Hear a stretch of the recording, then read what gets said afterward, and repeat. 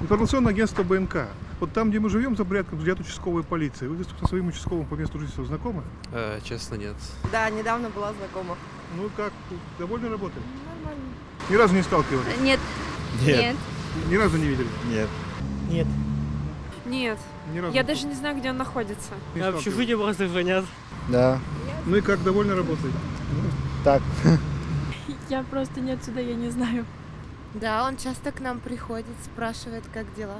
Ни разу не сталкивались? Нет. Я только с ним один раз встретилась по другим вопросам, которые у нас возникали. В принципе, не пересекались. Какие-то были у меня у самой вопросы, я звонила туда и консультировалась. Правильно я это делаю, правильно ли со мной поступают, например, наши соседи. А вот так, в принципе, нет. Да, конечно, у меня прекрасный участковый. Хороший. Очень хороший. Да. Ну и как, довольно работает?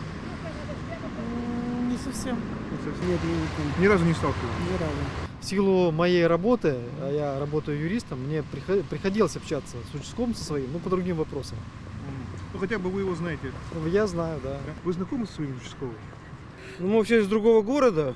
По своему месту жительства Нет, участковые, они вообще не работают сегодня. Вот я к нему обращался, сколько, помнишь, это у меня там с соседями? У нас мы не У нас участковый, я к нему месяц ходил или два. А он потом один раз заметил, шторка открылась, закрылась. Сидит, и там начал барабанить и вышел. Взял заявление.